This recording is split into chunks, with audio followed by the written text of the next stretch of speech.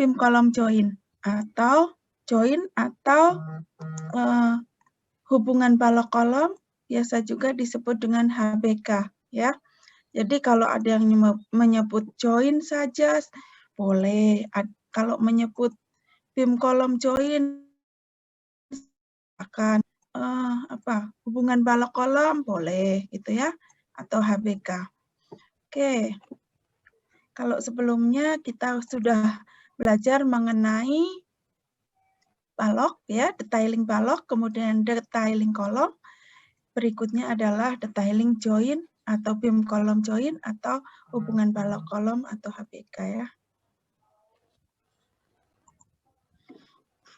Oke, selanjutnya ya kita bahas mengenai pim kolom join. Ini yang pertama yang kita bahas adalah tulangan longitudinal atau tulangan memanjang ya. Nah, sebenarnya tulangan longitudinal pada pim kolom join itu harusnya sama dengan balok atau kolom. Kan dia itu sebenarnya bagian dari mereka karena pertemuan antara balok dengan kolom kan.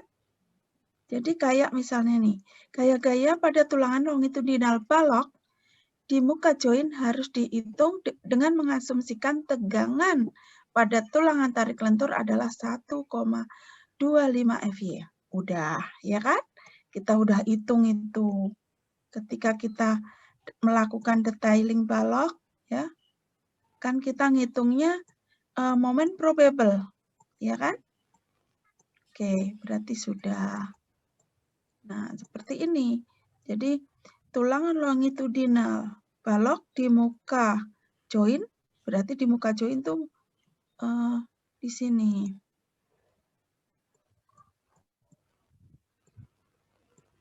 Berarti mulai dari sini ke sini ya. Ini ke sana. Atau ini ke sana. Oke, ini dihitung dengan tegangan sebesar 1,25 FY. Oke, sudah. Kemudian tulangan longitudinal balok yang berhenti pada kolom, berarti berhenti di sini. Kalau dia di tengah, nggak akan mungkin ya kita menempatkan penghentian tulangan balok pada kolom ya. Maksudnya kalau pada kolom berarti kan dia di sini. Kalau di posisi joinnya itu di tengah ini nggak mungkin. Berarti dia joinnya posisinya biasanya di tepi.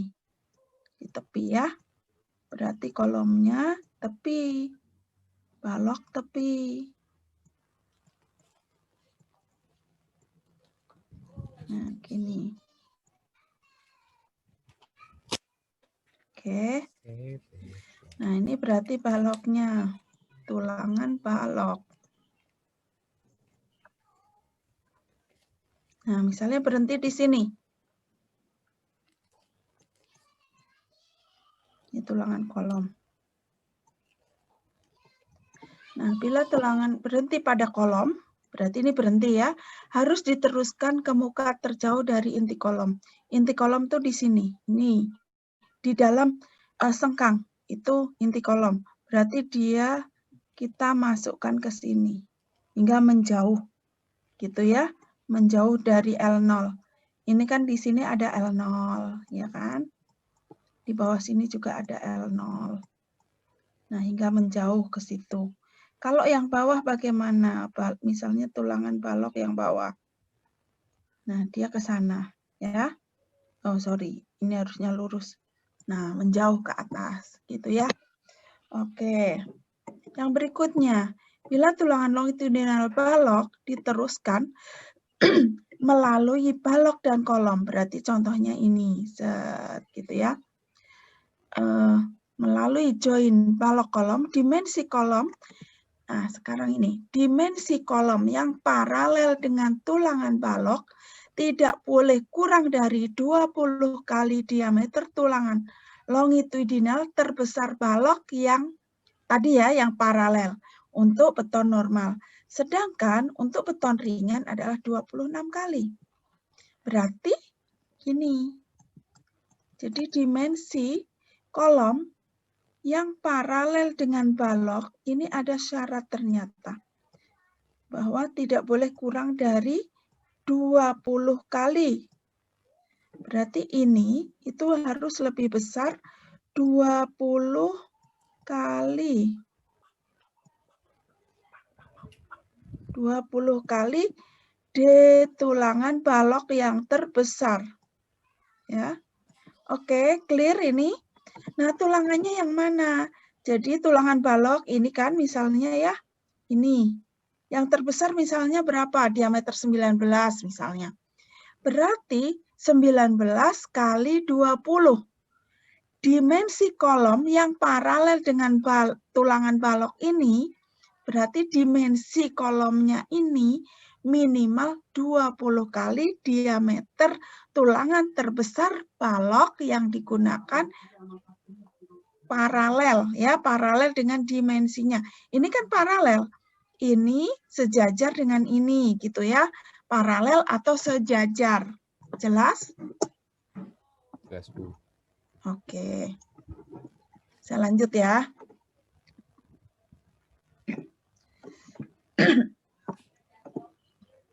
H-join itu syaratnya adalah minimal setengah dari H-balok. Ya, H-join minimal setengah dari H-balok yang merangka pada join tersebut. Ya, yang menyebabkan geser join sebagai bagian dari sistem pemikul gaya seismik. Di mana H-join ini juga sama dengan H-kolom. Berarti join. Kalau kita lihat tampak atas, ya bentuknya seperti ini kan. Sebenarnya dia dimensi sama dengan dimensi kolom, ya kan? Ini kan kolom. Kalau kita potong join, misalnya ini kita potong di sini, kan dia akan nampak seperti ini. Ya.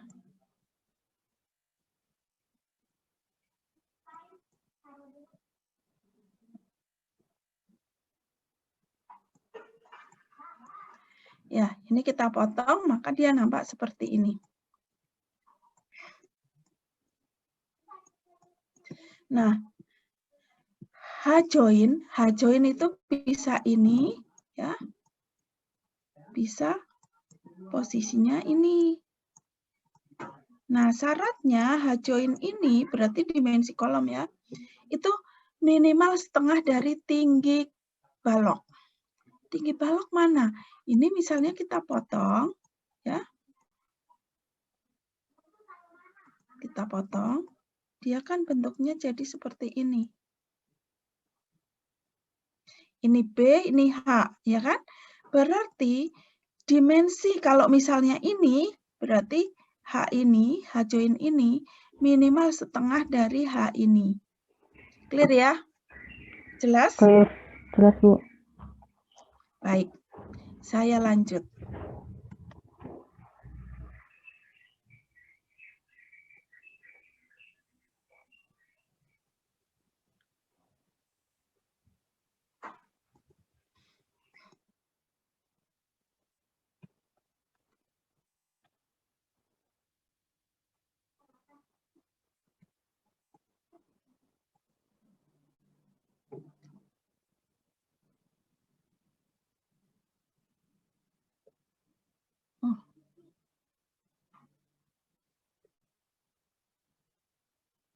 Selanjutnya, kita membahas mengenai tulangan transversal atau sengkang.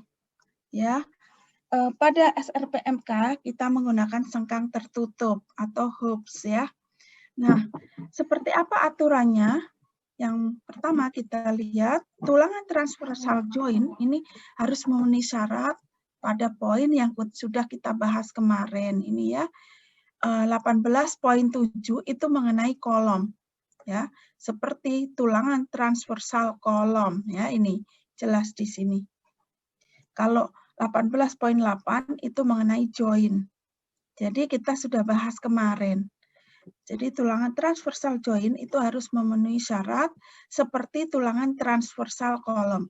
Berarti ya, kalau Anda memberikan tulangan transversal pada kolom sejarak sejarak L0 ya kan, di muka kolom itu kan kita ngasih detailing sengkang yang oke gitu ya, yang sedemikian rupa di muka kolom, di muka balok sejarak L0 ya kan. Nah ini silakan Anda lanjut. Ini misalnya L0 ya. Ini ada penulangannya, sengkangnya. Ini juga L0 lagi ya.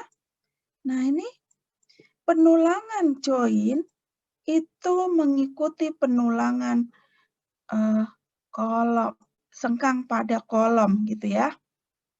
Berarti ini tulangannya misalnya kita nggak pakai penggaris, jadi kita anggap inilah. Misalnya ini sengkang tertutup ya. Nah, gini kan. Nah ini yang pada join ini jangan biarkan dia terbuka seperti ini ya. Ini lanjutkan. Kalau misalnya ini jarak sengkangnya 100, kakinya 4 misalnya, masuk ke bim kolom join ya. Teruskan hingga ketemu lagi L0 di bawahnya atau di atasnya. Jadi L0 kolom atas dan L0 kolom bawah ini tersambung dengan join dan diberi sengkang atau penulangan sengkang yang cukup. Oke ya, seperti itu ya.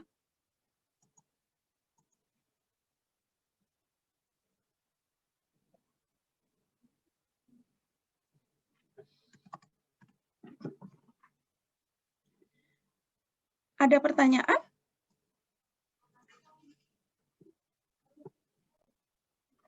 Oke, saya lanjut. Belum. Ya, oke. Kalau tidak ada, saya lanjut. Nah, ini berikutnya adalah pada keempat sisi join. Ya, bila pada keempat sisi join terdapat balok yang merangka atau ketemu. Ya. Jadi misalnya ini kolom atau join, terus ketemu 4 balok pada keempat sisinya.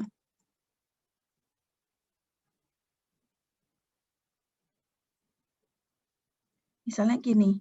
Terus lebar dari baloknya itu minimal 3/4 dari lebar kolom, maka jumlah tulangan transversal ini boleh direduksi setengahnya. Ya. Dan jarak sengkangnya diizinkan 150 mili. Oke, demikian. Paham ini? Jadi gini, ini dimensi kolom. Ya, dimensi kolom. Jika dimensi kolomnya ini yang ketemu dengan balok, dia lebarnya itu hampir sama atau sekitar lebih dari 3/4 ya.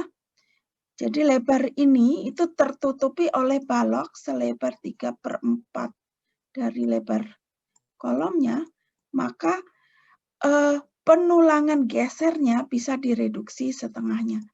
Nah, berarti dimensi baloknya ini lebar gitu ya. Dimensi baloknya ini minimal 3/4.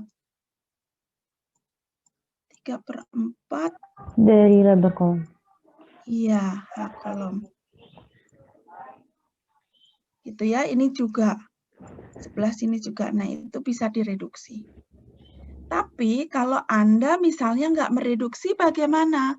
Boleh tidak? Boleh nggak? Kalau misalnya, saya pengen tidur nyenyak dalam mendesain, jadi nggak saya reduksi. Takutnya ntar di lapangan pengerjaannya gimana gitu. Boleh aja ya. Kalau Anda pengen safe, ya merasa nyaman, merasa aman kalau mendesain PIM kolom join tanpa Anda reduksi, boleh aja, gitu ya. Oke, Bu. Itu lebih baik lagi, gitu. Oke, demikian. Tapi Ya. maksudnya direduksi itu maksudnya diapain ya, Bu? Direduksi dikurangi hanya. Jadi gini, misalnya ya jarak sengkangnya 150 terpasang 100 misalnya pada kolom ya. Nah, di sini diizinkan yang masuk di PIM kolom join itu boleh hingga 150 jaraknya ya, jarak 150 mm, tapi dengan catatan ini dan keempat sisinya ini gitu ya. Minimal ini. Kemudian direduksi lagi, kemampuannya dikurangin atau pemasangan tulangannya dikurangin lagi. Misalnya yang hasil hitungan sejarak L0 tulangan sengkangnya itu misalnya jumlah kakinya 4. Anda jadikan 2 kaki saja. Boleh kalau memenuhi syarat keempat sisi join, lebar tulangan lebar baloknya itu 3/4 gitu ya. Dari Ya, Bu. lebar kolom. Jelas ya? Jelas, Bu. Oke, tapi kalau misalnya Anda nggak mau mereduksi, ya nggak masalah. Gitu ya. Karena biasanya di BIM kolom join ini emang agak riskan gitu ya. Kalau kita longgarkan, biasanya mereka juga longgar gitu. Itu yang bahaya. Padahal di BIM kolom join ini juga gesernya cukup besar. Gitu ya. Oke, selanjutnya. Tulangan longitudinal balok yang berada di luar inti kolom ini harus dikekang oleh tulangan transversal. Tulangan longitudinal balok yang berada di luar inti kolom harus dikekang oleh tulangan transversal yang menembus kolom dengan spasi. Ya, ini pada balok, ini balok. Ini penulangan geser balok dan persyaratan pada balok jika pengekangan tersebut tidak diberikan oleh balok yang merangka dalam join tersebut. Berarti ini sebenarnya aturan sudah kita bahas di detailing balok ya. Jadi balok di muka kolom itu kan harus dikasih penulangan sengkang sedemikian rupa kan, sejarak 2H, betul? Ya, sejarak 2H. Nah, ini penekanan, ini hanya penekanan saja, jadi ngingetin. Selain pada balok yang sebelumnya juga sudah kita bahas juga ya, sudah kita jelaskan bahwa sejarak 2H balok dari muka kolom itu baloknya harus diberi penulangan sengkang sedemikian rupa dengan jarak tertentu dan penentuan VE-nya itu dengan momen probable. Ini sudah kita lakukan. Oke. Terus bila tulangan momen negatif balok menggunakan tulangan berkepala atau headed deform bar ya, yang berhenti di dalam join, maka ujung atas kolom harus diteruskan di atas join setidaknya setinggi H ya.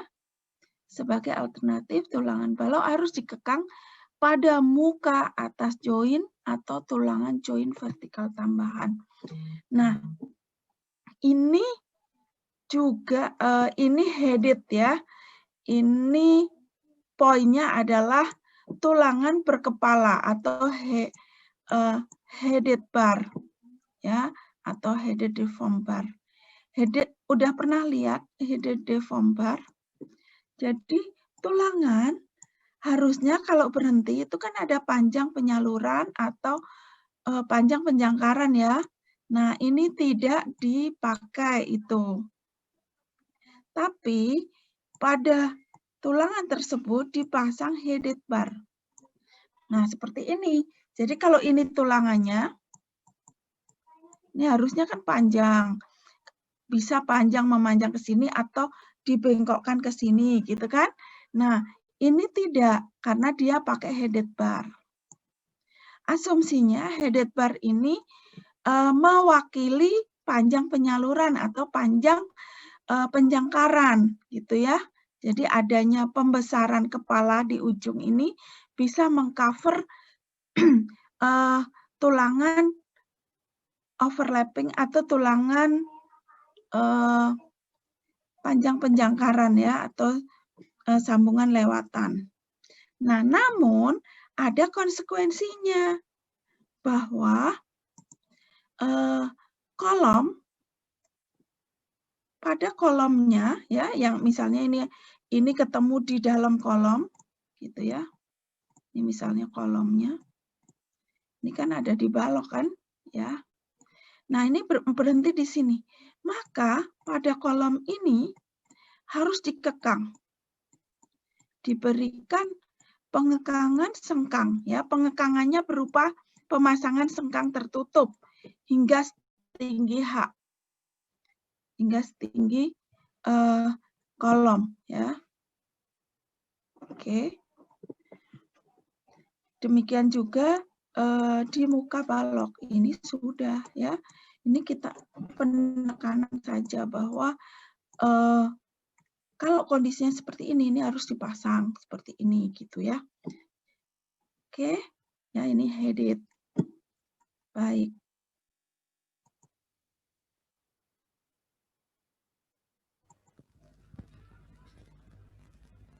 Oke, berikutnya. Berikutnya kita bahas mengenai kekuatan geser atau VN ya. VNC. Bukan PNC ya.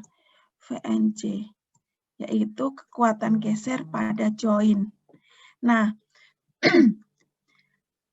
kekuatan geser pada join ini dipengaruhi oleh kondisi yang merangkai kolom tersebut atau pertemuan kolom baloknya, ya kondisinya seperti apa? Apakah kolom bertemu dengan 4 buah balok atau bertemu dengan 3 buah balok atau 2 buah balok yang saling berhadapan atau 2 buah balok yang tidak berhadapan? Nah, ini menghasilkan kuat nominal join yang berbeda-beda. Kalau menurut Anda yang paling gede kuat nominalnya itu yang kondisi mana? Halo? Menurut Anda yang mana?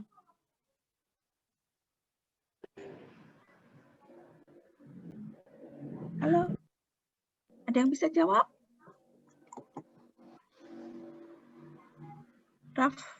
Rafdi?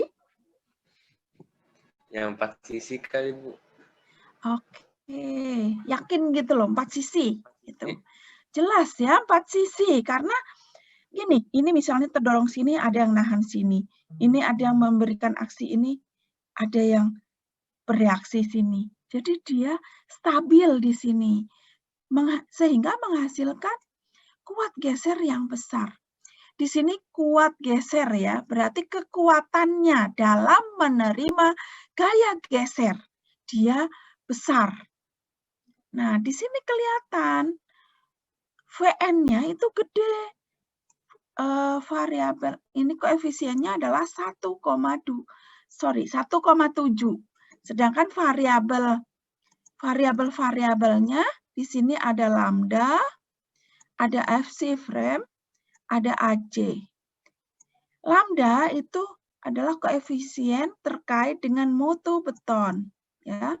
Kalau beton normal dan tinggi itu lambdanya ini. Kalau beton ringan lambdanya 0,75. FC frame mutu betonnya. Kemudian AC apa? AC apa? Ya?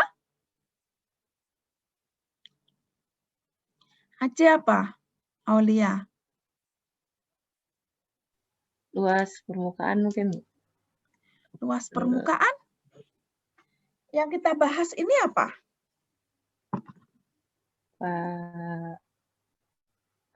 Join. Join. Berarti ini luasan join. Ya. Iya, Bu. Kan jelas yang kita bahas ini join. Berarti yang join AJ itu luas join. Gitu ya. Nah, sekarang untuk kondisi yang terdiri dari 3 balok. Koefisiennya 1,2. Ini 1,7, berarti lebih gede 1,7 kan? Nah, yang 1,2 koefisiennya itu yang bisa digunakan untuk 3 balok ya, pada 3 sisi atau 2 balok tapi posisinya saling berseberangan. Seperti ini. Nah, ada lagi kasus atau kondisi 2 balok tapi baloknya tidak saling berseberangan. Nah, ini nilainya ya adalah 1. Oke. Jelas ya? Jelas, Bu. Nah, kalau seperti ini letak join-nya di mana? Letak join-nya di mana kalau yang kondisi pertama? 4 balok, ada 4.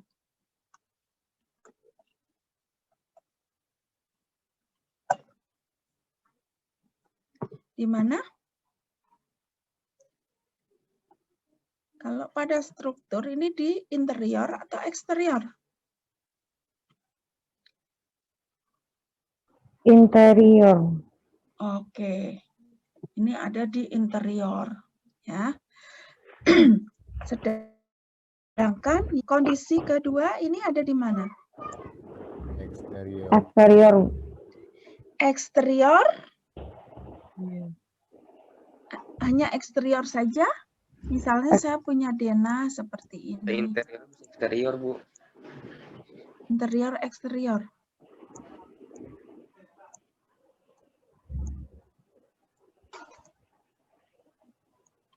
Nah, Ya, bisa interior, bisa eksterior.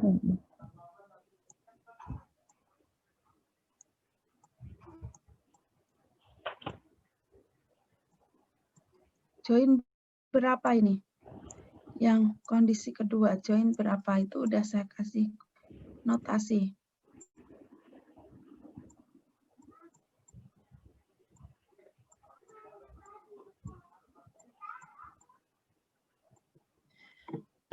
Join berapa?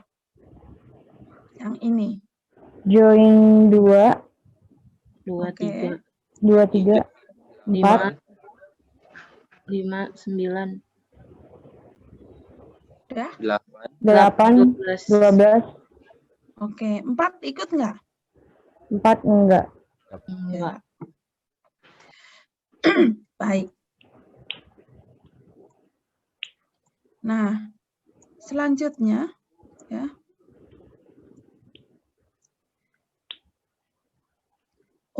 Nah kalau kayak gini, ini misalnya baloknya nggak ada di sini ya. Ini nggak ada. Tapi di sini ada kolom.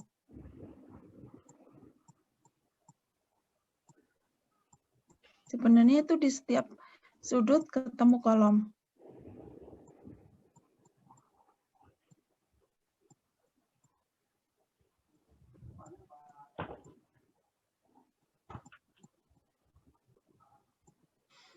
Nah, yang kondisi ketiga itu misalnya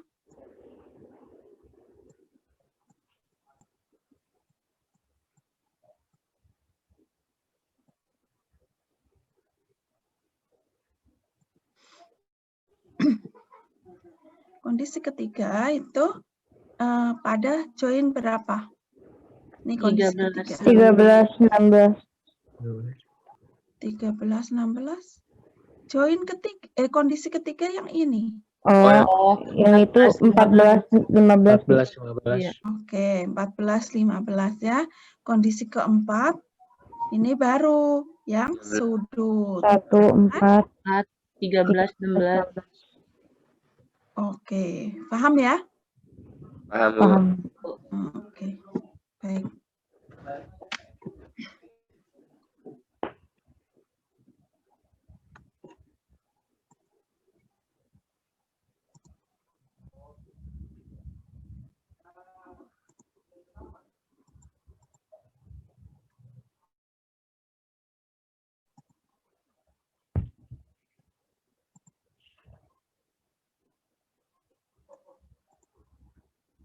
Ya, saya lanjut.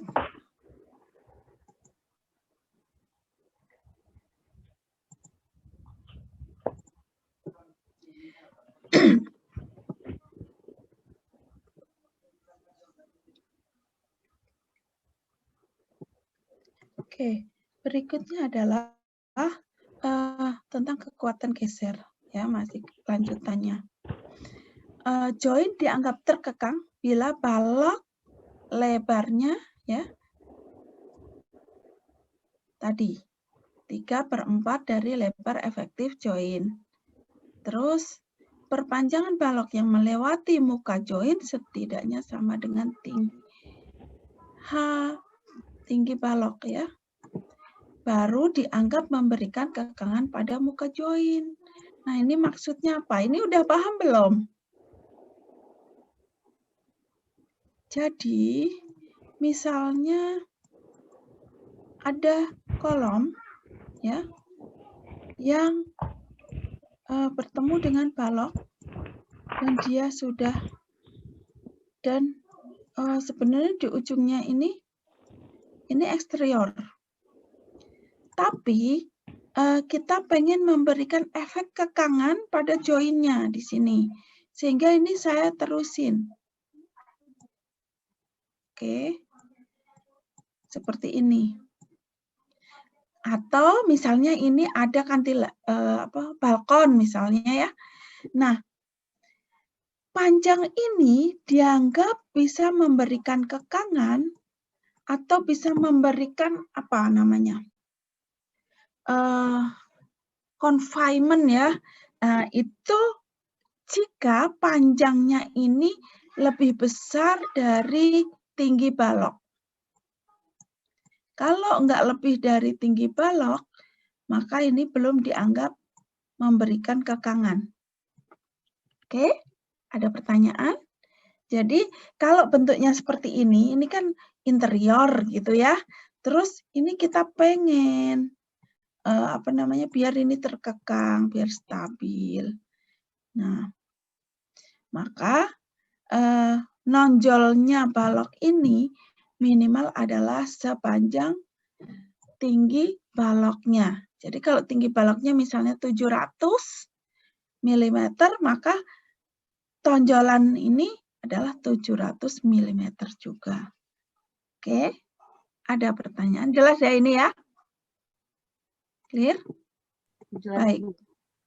Selanjutnya adalah luas penampang efektif dalam suatu join. Ya, berarti yang pasti luas efektifnya itu ya AJ ya. Luas efektif AJ. Berarti kalau AJ adalah tinggi join kali lebar join. Udah jelas itu ya. Jadi kalau ini berarti kan ini joinnya misalnya. Ini ada balok.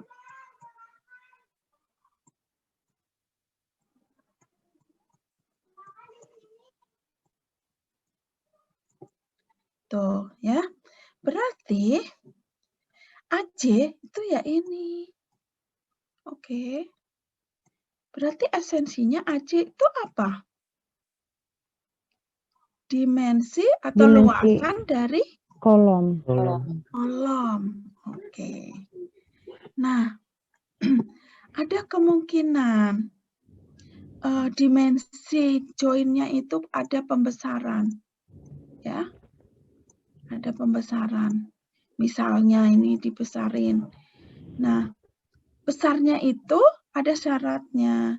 Ya, kurang lebihnya segini. Ini nggak bisa lebih dari segini gitu. Ya. Jadi pembesarannya tidak bisa lebih dari lebar kolom ditambah tinggi join misalnya ya, atau 2 kali lebar kolom. Kenapa ada pembesaran? Kemungkinan ada pembesaran karena kan tadi ada VJ kan, AJ ini kan dipakai untuk mencari VN, ya kan, VNJ. Kalau Sunda PNJ ya. Nah, VNJ ini harus bisa melawan gaya geser yang terjadi pada join. Nah, kalau VNJ-nya ini lebih kecil dari yang dari beban yang akibat VNJ ini kalau lebih kecil, berarti kan VNJ itu kuat nominalnya ya, kekuatan yang bisa ditahan, nilainya lebih kecil daripada gaya geser yang terjadi.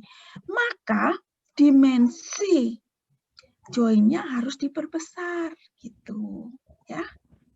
Dimensi joinnya harus diperbesar. Oke. Nah, tapi syaratnya kan biasanya harusnya gini. Bukan lebih kecil. Jadi kuat geser yang terjadi ya. Ini kuat geser yang ada ini harus lebih besar daripada gaya geser yang terjadi. Itu kan? Oke. Ada pertanyaan sampai di sini? Tidak?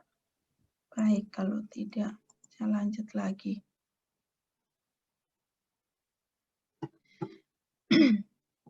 Loh, kok ini lagi? Oke.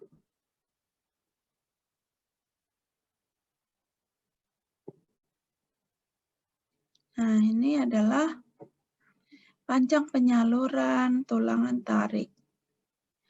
Di beberapa poin kan diminta ya disebutkan bahwa panjang penyaluran tulangan misalnya pada kolom. Kalau pada detailing kolom kita nyambung tulangan itu kan pakai LD kan, LD tarik. Nah, LD tariknya itu seperti apa? Inilah rumusnya. Mengandung FY, mengandung diameter tulangannya, mengandung lambda, mengandung axis frame. Berarti mengandung tulangan, kekuatan tulangan, diameter tulangan, mutu beton, jenis betonnya, dan mutu beton. Oke ya. Nah, ini untuk diameter 10 hingga 36. Oke. Nah, ini ada ininya juga. Untuk beton normal LD-nya sekian. Tapi kita pilih LD ini apa ini yang terbesar ya. Oke.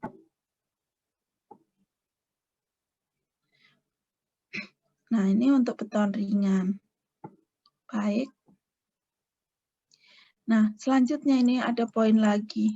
Kait standar. Ini ditempatkan dalam inti terkekang kolom atau elemen batas. Berarti, nah kait seperti ini harus terletak pada inti yang terkekang.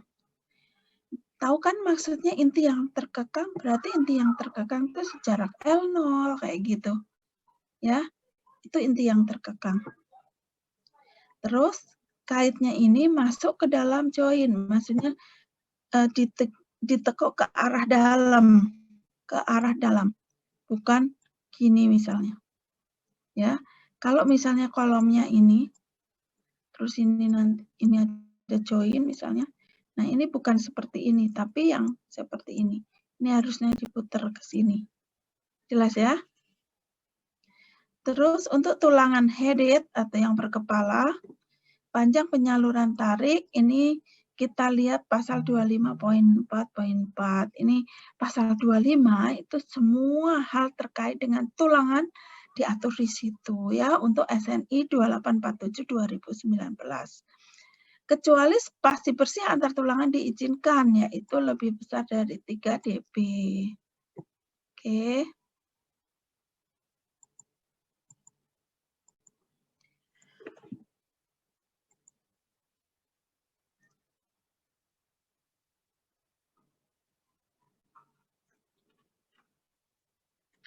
Baik, selanjutnya tadi kita sudah singgung LD, sekarang penempatan panjang penyaluran ya. Panjang penyaluran tulangan tarik lurus untuk diameter 10 sampai 36. Ini ada syaratnya minimal 2,5 LD ya untuk beton yang dicor di bawah tulangan tersebut yang tidak melebihi 300 mm. Sedangkan lebih besar 3,25 ya bila tinggi beton yang dicor bersamaan di bawah tulangan melebihi 300 mm. Jadi kalau yang lebih dari 300 mm pakainya 3,25. Jadi LD-nya dapat berapa?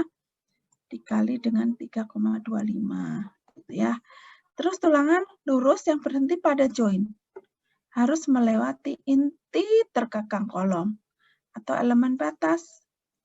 Sebagai bagian LD yang tidak berada di inti terkekang harus diperpanjang dengan faktor sebesar 1,6 kali. Ya. Berarti tulangan yang berhenti pada join ini harus diteruskan melewati inti terkekang kolom atau elemen batas.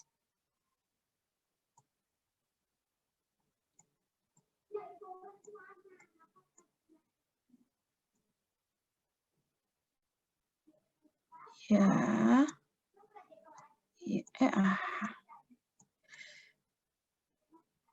Hapus. Oke.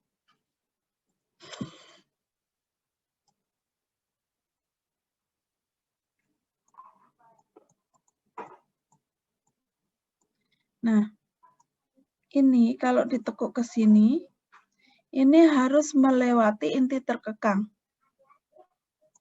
Terus ini melewati inti terkekang, gitu. Terkekangnya mana? Tadi kan ada sepanjang LD kan?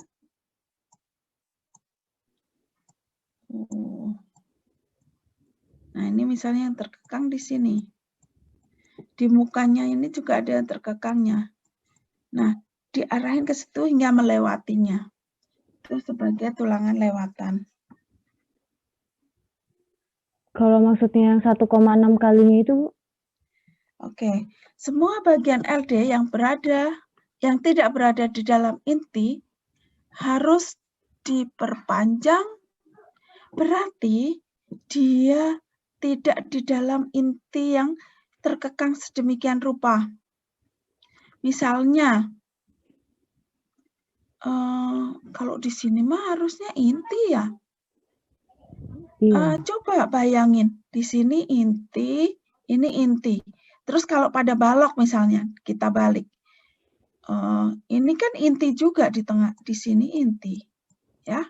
Iya. Nah, seandainya misalnya ya, ini enggak inti gitu. Berarti harus dikalikan sampai 60% panjangnya dari LD. Jadi LD-nya 60%. Nambahnya ya. Gitu. Demikian juga untuk tulangan yang berlapis epoksi. Atau tulangannya ini biar anti karat. Atau mungkin di daerah yang sangat korosif. Sehingga tulangannya itu diberikan lapisan epoksi. Maka panjang penyaluran ini harus dikalikan dengan faktor di SNI pasal 25 ini ya. Oke.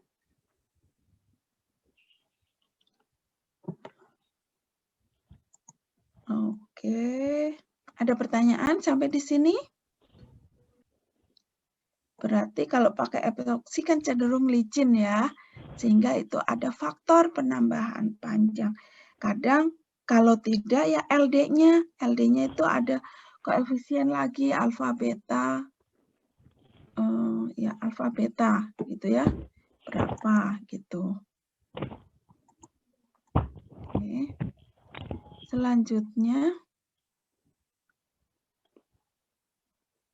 Ini kemarin sudah saya singgung ya terkait dengan sengkang tertutup, tapi saya ulangin lagi esensi dari sengkang tertutup tuh ini. Gitu ya. Bahwa kaitnya ini kali diameternya atau 75 mm, diambil yang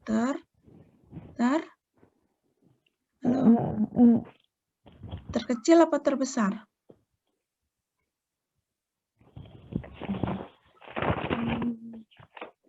Ngambil dengan 75 diambil yang terkecil apa terbesar?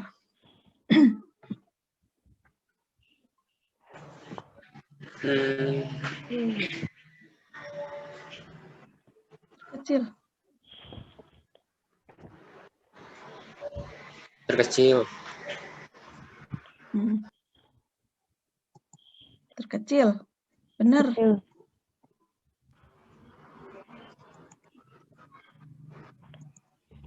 Terkecil berarti kalau terkecil ini dong. Pendek dong. Coba bayangin kalau terjadi gempa, kaitnya ini pendek, ada beban bolak-balik. Mudah lepas nggak? Iya. Iya, Bu. Betul. Ya. Jadi diambil yang terbesar. Ini kalian harus konsen bener ya. Meskipun ini kayaknya sepele, apaan sih cuman kait gitu ya. Tapi ini efeknya ya terhadap kinerja komponen struktur itu sangat besar kontribusinya. Nah, ini juga perlu Anda perhatikan. Misalnya ya, sengkang tertutup, jumlah kaki yang terpasang. Ini juga jangan sampai nggak kontrol kalian. Ya, misalnya Anda mendesain kolom, sudah sampai mendesain kolom kalian. Terus tulangannya itu, misalnya tulangannya yang ada, yang diperlukan itu cuma 4 misalnya. Jelek banget sih.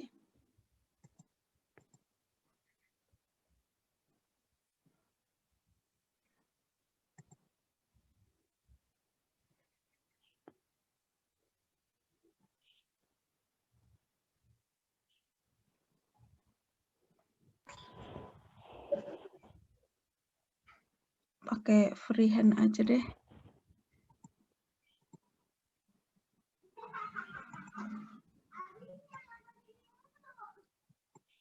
Ya, misalnya tulangannya. Saya pakai mouse jadi nggak bisa bagus. Iya Bu, dipahami kok. Apa-apa Bu, kita juga gitu. Ya, yang penting kalian ngerti ya, ada gambaran ya. Iya Bu. Ya, kalau pakai layar sentuh ini lebih enak sih. Pakai shape juga bisa Bu. Pakai shift tadi lama satu-satu. Ya.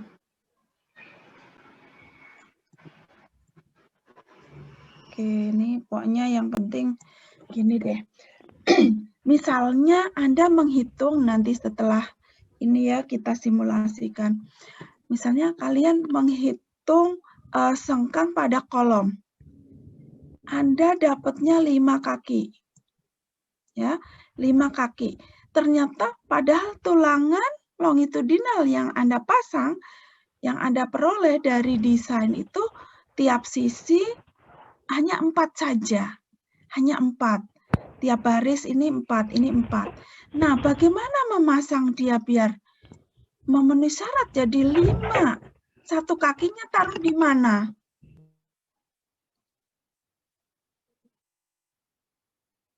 Gimana? Terbayang ya?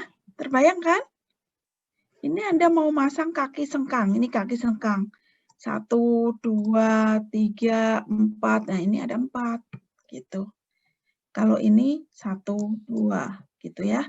Nah, kalau yang looping ini 2. Berarti kalau ada 5, berarti ada sengkang ikat silang atau sengkang ikat di tengahnya. Ini saya pasang di sini 1. Terus 2, 3, 4. Oh, baru 4. Nah, yang lainnya, yang 1 taruh mana? Bisa nggak dia dipasang bebas? Nggak bisa ya. Jadi sengkang ini harus mengkait dengan tulangan. Masa ini pasang sengkang di sini? Nggak kan? Nggak bisa ini, nggak bisa. Bagaimana caranya? Ada yang tahu? Ada yang punya ide?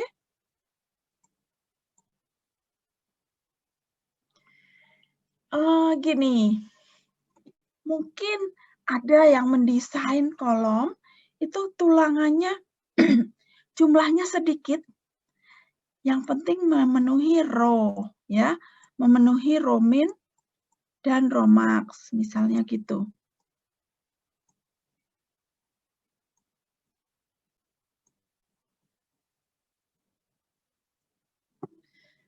Nah, kan boleh aja.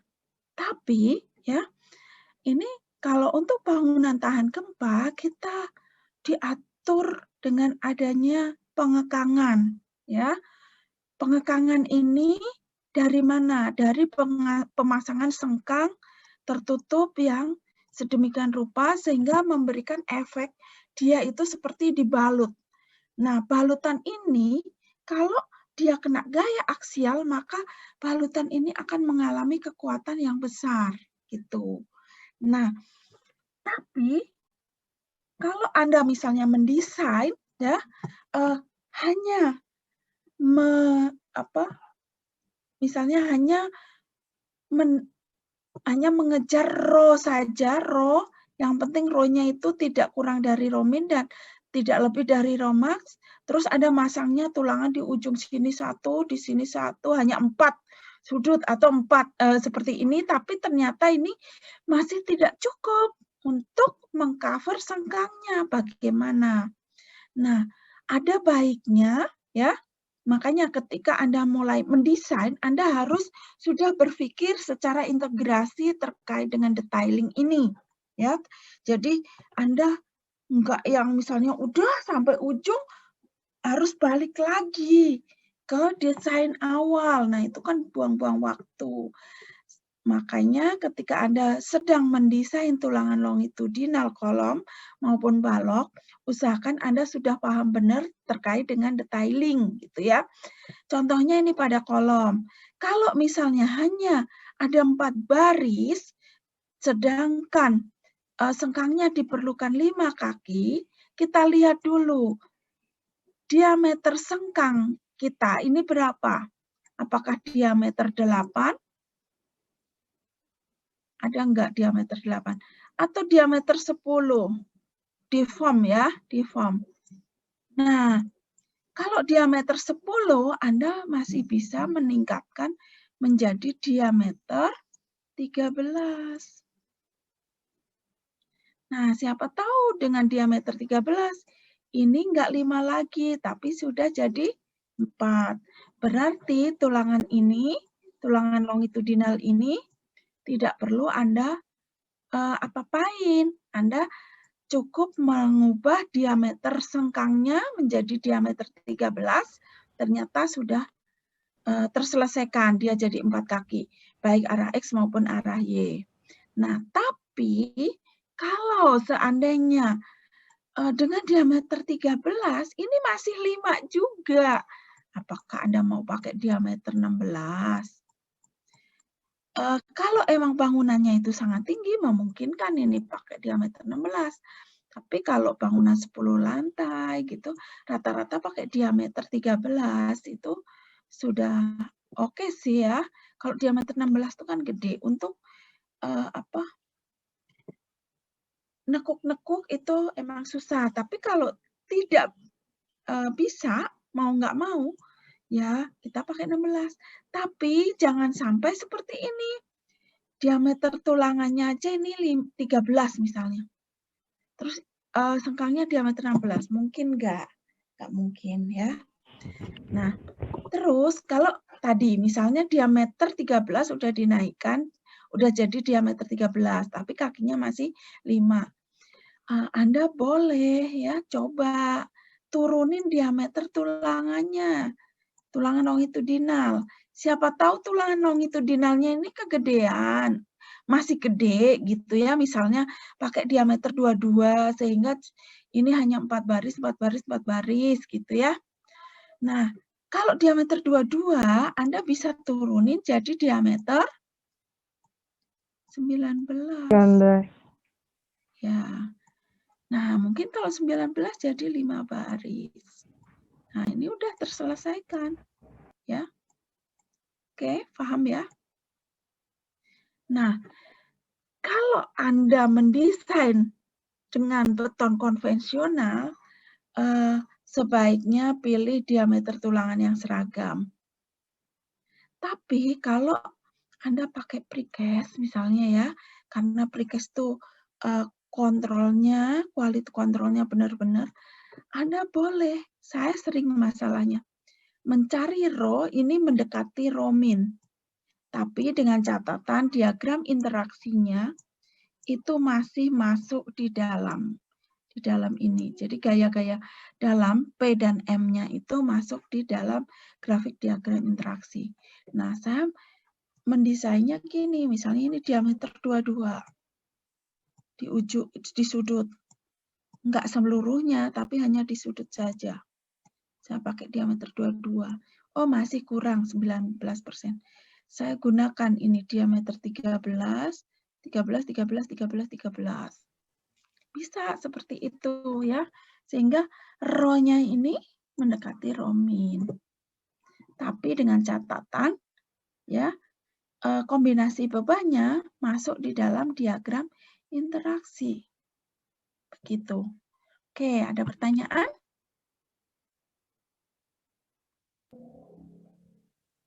Jelas, Bu. Jelas. Baik, kalau tidak ada, saya lanjutkan lagi. Oh, satu lagi ini. Ini ada spasi, jarak spasi. Hampir kelewat nih ya. Spasi maksimum antar tulangan yang dikekang atau antar tulangan longitudinal ini ada syarat ya. Jarak antar tulangan longitudinal ini tidak boleh lebih dari 350 mm. Ya. Ini harus ada sengkangnya. Jadi misalnya ini 400, jarak sini sampai sini 400. Itu tidak diizinkan. Usahakan tidak lebih dari 350. Sehingga kalau misalnya tadi Anda mendesain kolom dengan tulangan hanya 4 di sudut-sudut saja, Anda perlu cek lagi tingginya ini berapa. Gitu ya. Jarak antar tulangannya itu berapa. Ini maksimal 350 mm. Oke.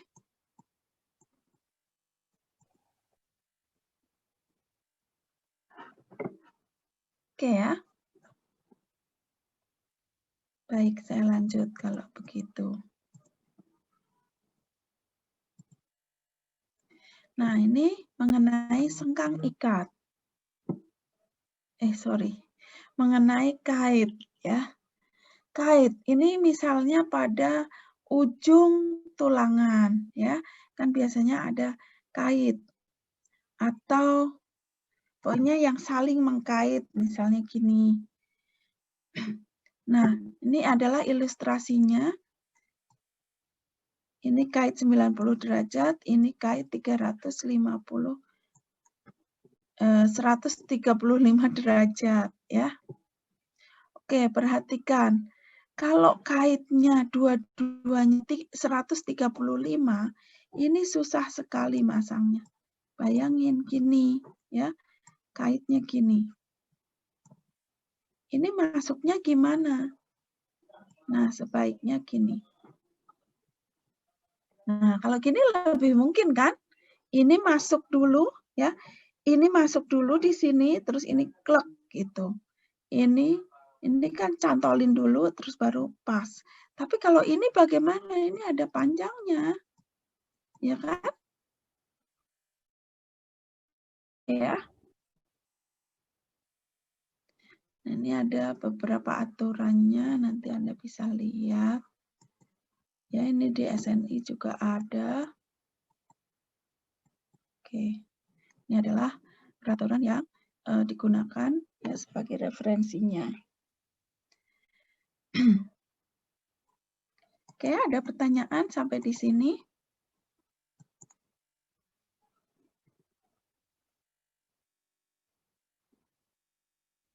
Ada pertanyaan?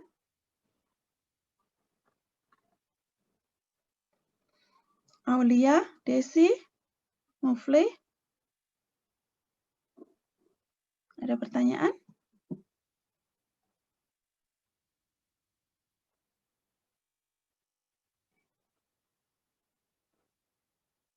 Andini, ada pertanyaan?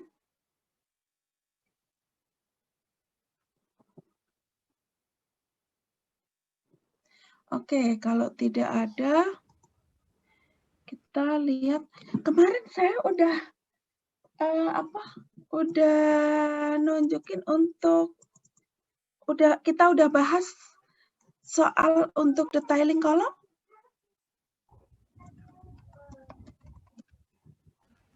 Belum, Bu. Belum, Bu. Belum.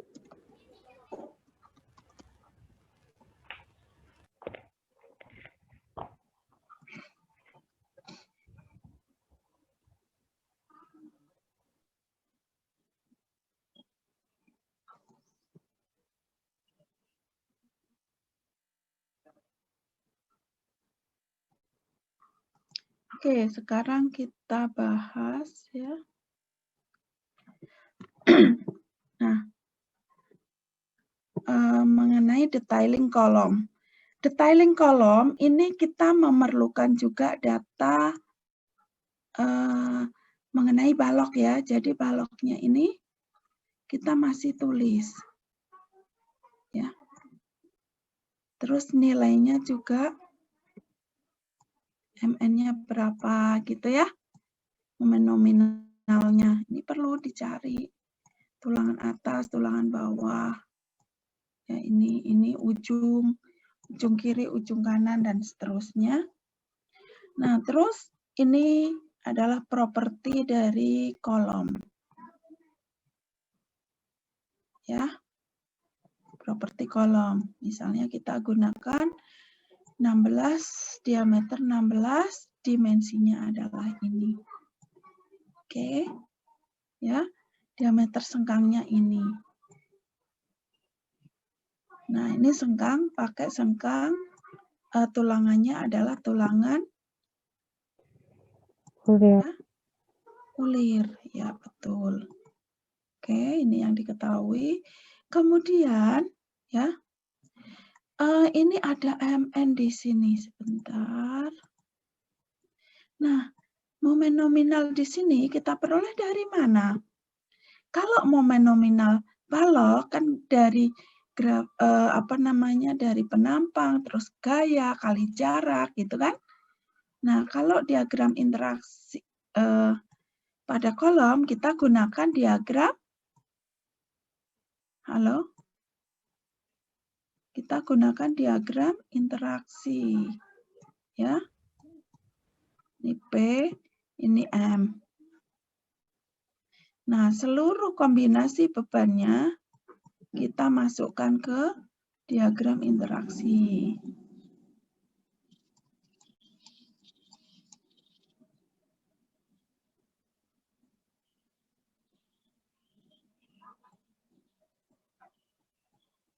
Misalnya ini banyak. Nah, momen nominal berarti kita pakai diagram interaksinya ini mutu bajanya kita pakai nilai FY ya. Tapi kalau MPR, momen probable, kita pakainya adalah mutu betonnya adalah berapa? FY FY aja. 1,25. 1,25 Iya, FY. ya, 1,25 FY. Ya, gitu. Jadi diagram interaksinya sama bentuknya, cuman FY-nya kalau 400 ini jadi 500 gitu. Kalau Anda pakai PCA call atau SP call.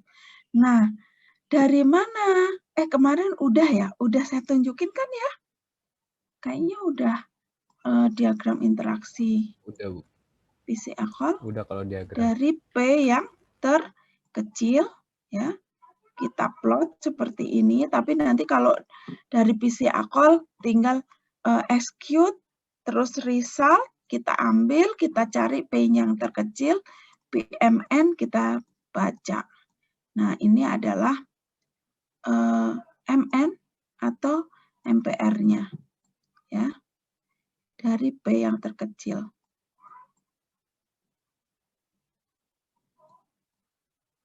Oke.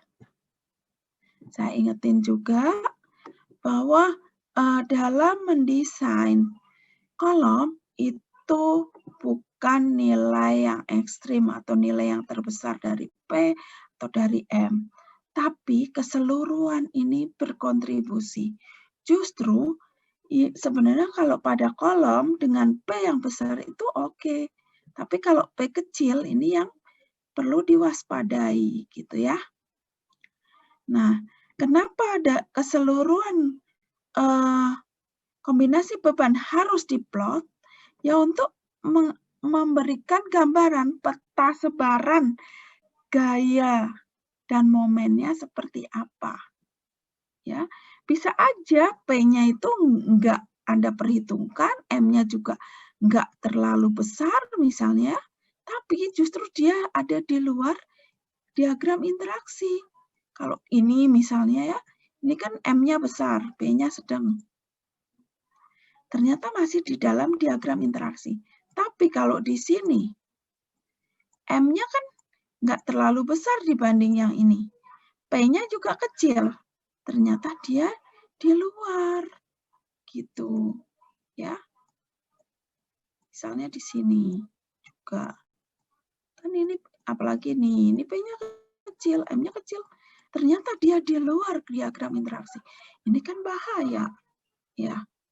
Berarti dimensi penampang kolom Anda itu belum memenuhi syarat atau belum kuat dalam menerima beban rencana gitu. Oke. Baik, saya lanjut. Ada pertanyaan sampai di sini?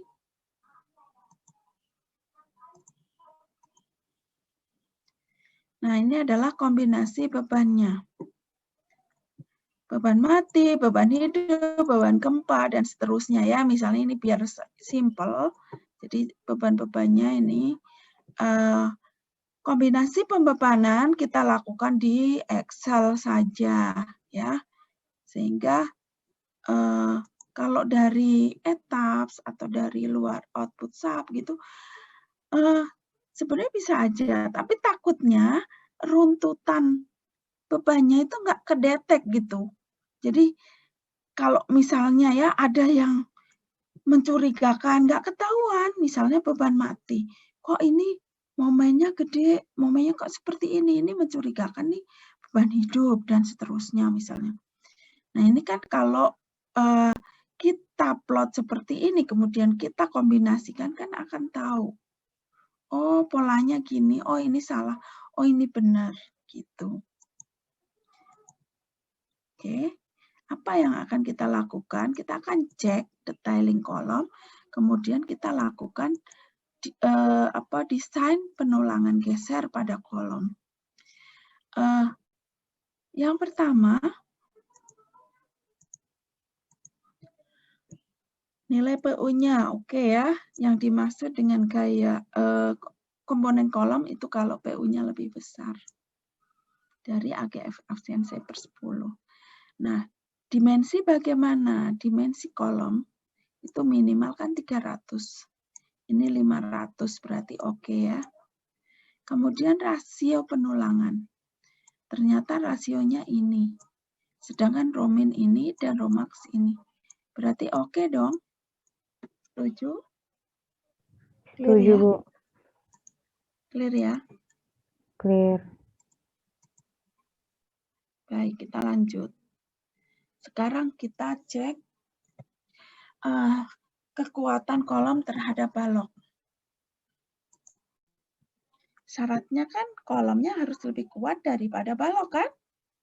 Kita buktikan. Kalau selama ini Anda baru tahu wacananya saja bahwa kolomnya harus lebih kuat daripada balok.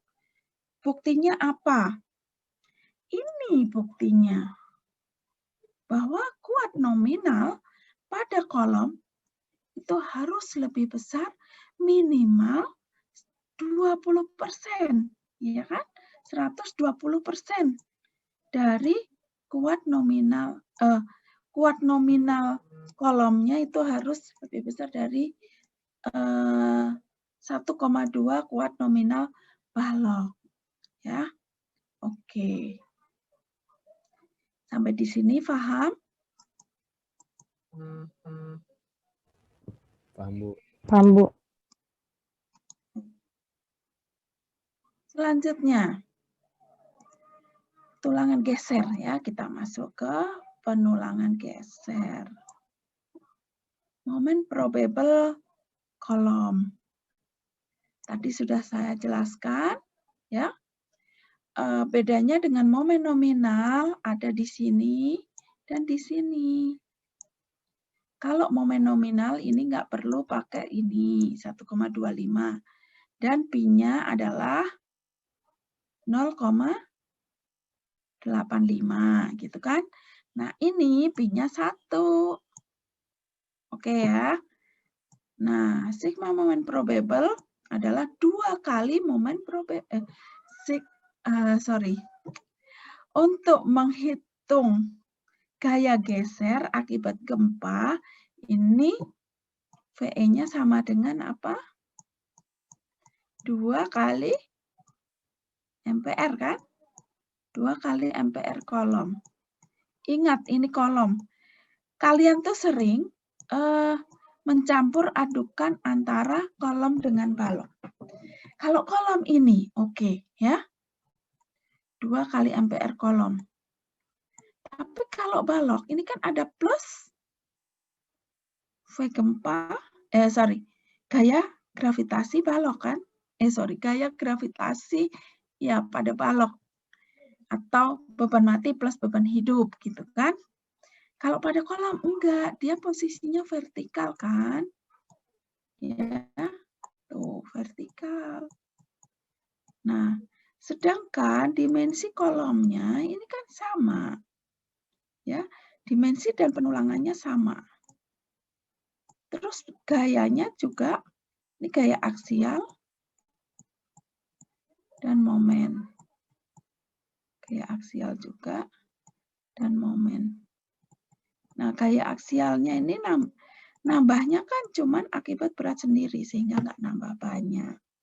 Gitu ya, momen juga kurang lebihnya ada beda, tapi nggak banyak. Sehingga dengan adanya ini, kalau momen probable itu kan yang menentukan adalah P-nya kan, P terkecil.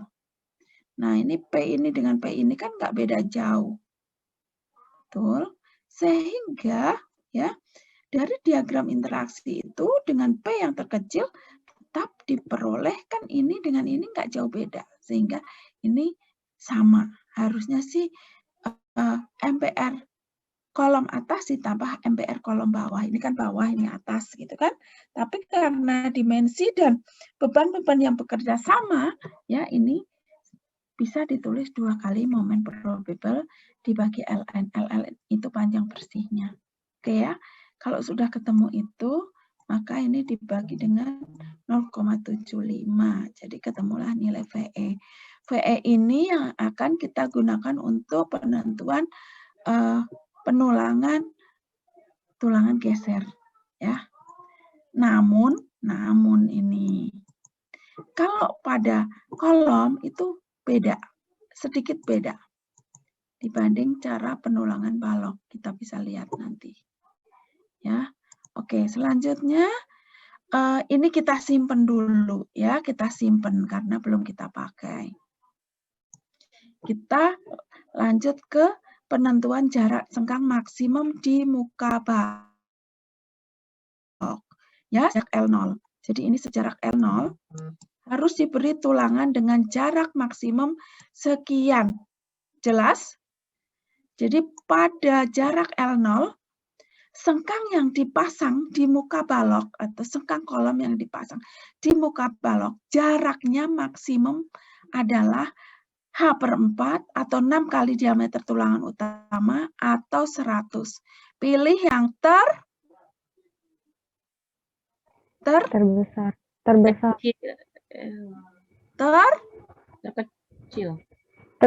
terkecil. Kecil. Ya. Terkecil. Kan ini jarak sengkang. Oh iya, Bu, maaf, Bu. Jarak sengkang. Bagaimana kalau saya pakainya 95?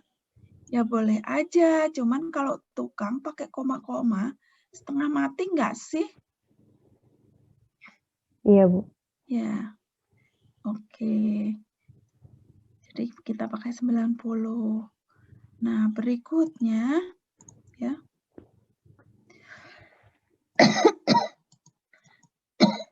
Oke, berikutnya, kita simpan ini ya. Terus kita cari AV. Kita cari AV dengan nilai, dengan VN-nya tadi ya. VE per pi, VE per pi tadi yang 200 sekian. Kemudian ketemulah nilai AV. AV ini kan luasan sengkang yang kita perlukan dalam satu potongan melintang, gitu kan? Nah, ini yang membedakan dengan balok. Ada ASH di sini. Nah, ASH-nya itu kan waktu itu ada ASH spiral sama ties, gitu kan?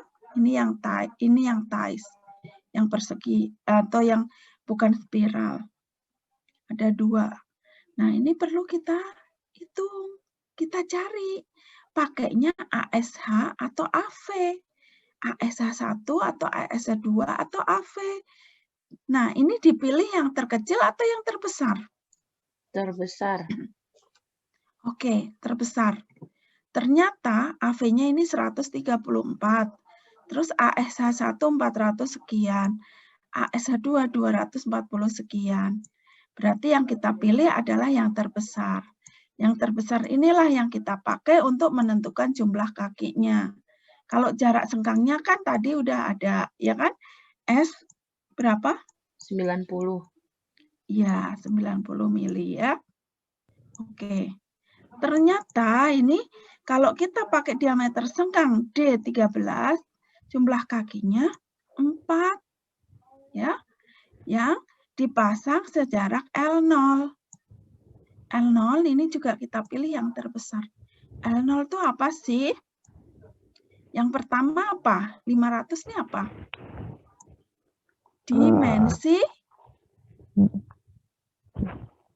Dimensi penampang terbesar kolom. Oke, yang pertama. Yang kedua? Seperenam tinggi kolom. Di kolom. Oke. Yang ketiga?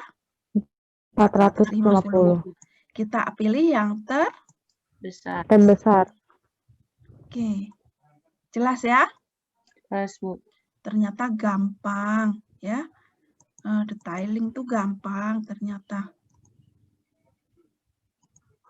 Nah, coba kita simulasikan. Saya pengen diameter tulangan sengkangnya saya kecilin misalnya. Kan ini masih pakai diameter 13. Kalau saya pakai diameter 10, ada nggak di pasaran diameter 10? Ada kan? Ada. Nah, berapa kaki? Kita lihat.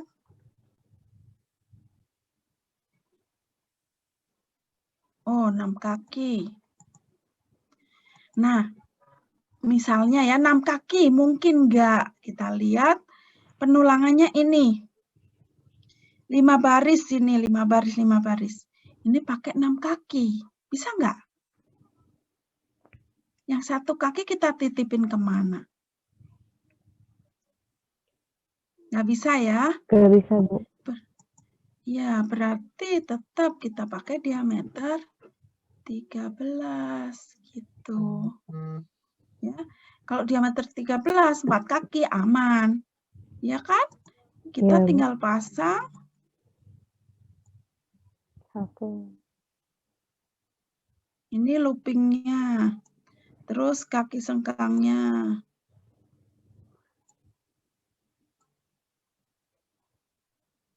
Oke. Terus ini. Usahakan kaitnya itu zigzag ya. Kaitnya zigzag. Misalnya ini kait 90 derajat, ini kait 135 derajat. Yang ini kait 135, yang ini 90. Jelas? Jelas, Bu. Demikian juga ini. Ini kan udah kait 135. Ini kita bikin kait 90. Ini 135. Ini kait 135, ini kait 90. Jelas? Jelas, Bu. Oke, ada pertanyaan sampai di sini? Tidak ada ya?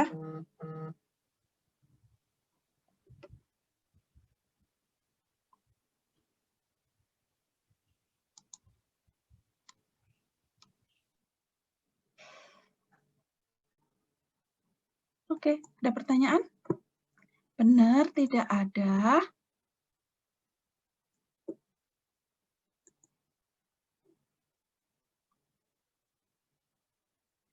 Oke, mungkin kalau belum mencoba, emang begitu kayaknya, oh enak, fine-fine aja, gitu ya. Nah, biar kalian mencoba, ya, minggu depan kalian membuat detailing balok. Balok dulu. Habis itu baru kolom, ya. Baik, Bu. Ya. Terus mengerjakannya adalah berkelompok, ya. Pakai kelompok, satu kelompok 3 orang. Terus objeknya apa? PW kalian, ya. Salah satu dari PW di kelompok itu diambil untuk dilakukan detailing. Nah, deadline-nya kapan? Deadline-nya sebentar, saya lihat contekan. Sekarang tanggal 30, berarti deadline-nya tanggal 5 Januari jam 23.59.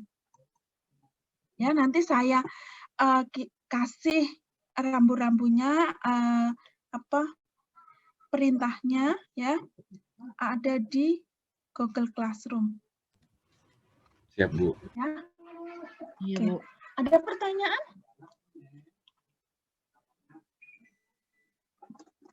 Ada pertanyaan?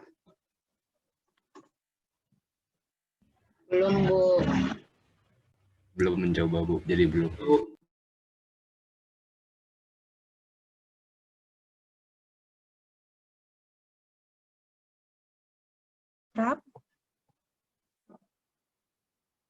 Yang sudah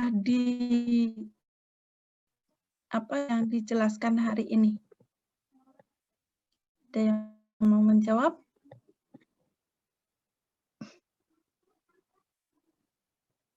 Andini? Kenapa, Bu? Tadi nggak jelas, putus-putus. Doni?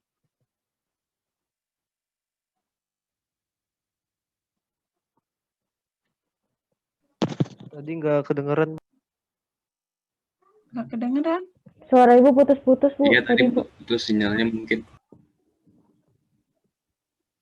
Ada berapa persen yang sudah Anda serap untuk materi yang dijelaskan saat ini?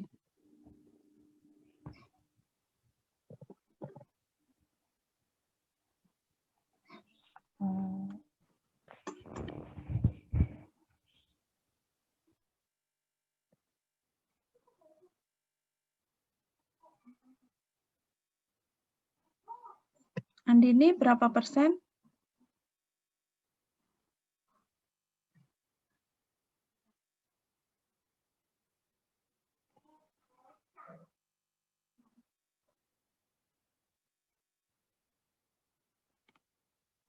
Berapa persen, Andini?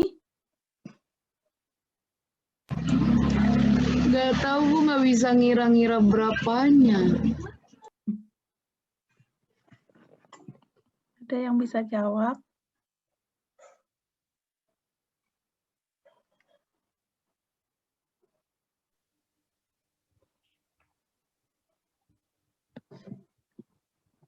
Lima 50 mungkin, Bu. 50%. Bagus. Ya, 50% tuh berarti ya udah lumayan lah. Tinggal pendalaman. Ya. Iya, Bu. Iya, Bu. Soalnya juga Oke. tadi putus-putus juga sinyalnya. Putus-putus ya? Iya, sinyal saya juga rada jelek di sini.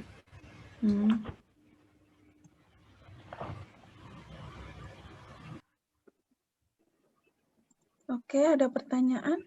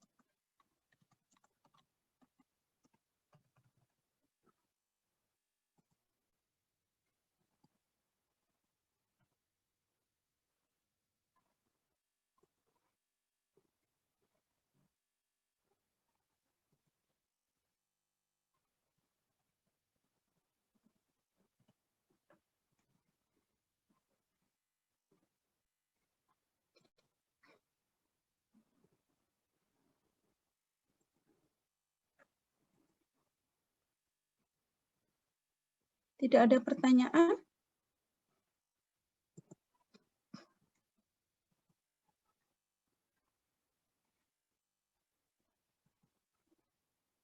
Belum ada, Bu. Oke, kalau belum ada ya, saya cukupkan sekian aja, tapi tolong dipersiapkan untuk tugasnya ya. Setelah ini saya akan upload ya perintahnya, kemudian apa aja yang harus Anda lakukan. Terus minggu depan kalian presentasi untuk tugas. Bu, Bu, saya mau nanya dulu, Bu. Ini Ya, kan silakan, Dimas. Kenapa Ibu pilihnya satu kelompok 3 orang? Sedangkan di PW kita satu kelompok ada yang 2 orang, ada yang 3 orang. Kenapa nggak satu kelompok 2 orang aja? Satu kelompok kalau 2 orang itu jadi gini, kalau 2 orang kan kadang apa ya, mungkin yang pertama kalau 2 sebenarnya PW itu saya pengennya 3, tapi kan enggak ini ya, apa namanya, enggak saya saja gitu.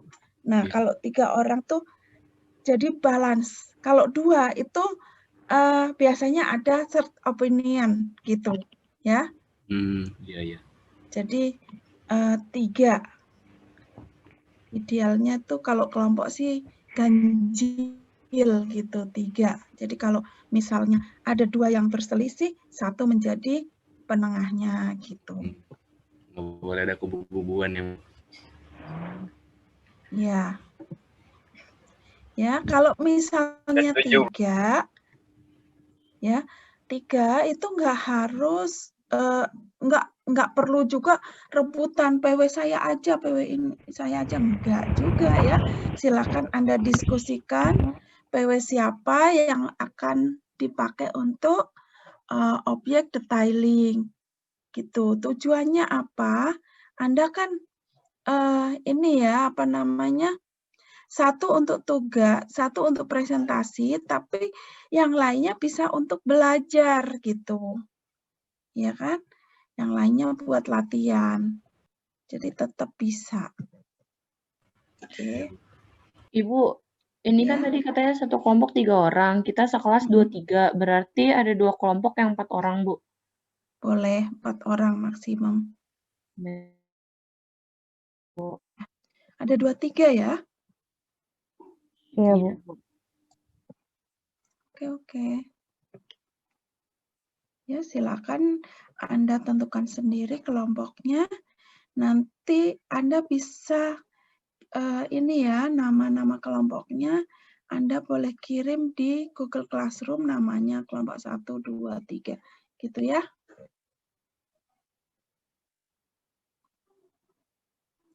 Ada lagi yang mau didiskusikan?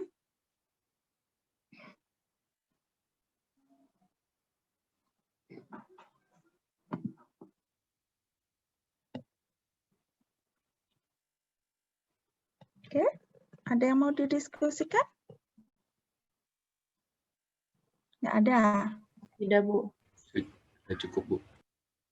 Oke. Baik, kalau sudah cukup, kita cukupkan sekian juga ya untuk pertemuan kali ini. Segera saya akan sampaikan slot untuk tugas minggu depan ya, presentasi. Berarti kalau Anda presentasi boleh terserah aja ya, nanti kalau presentasi sih ada baiknya Anda kemas dalam PPT misalnya gitu ya. Baik, Bu.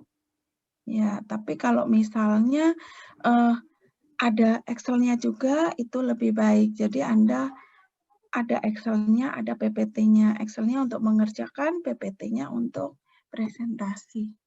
Ya, oke? Baik, Baik, Bu. kalau sudah cukup ya, kita cukupkan sekian. Kita berdoa dulu sebelum kita tutup. Berdoa, dipersilakan.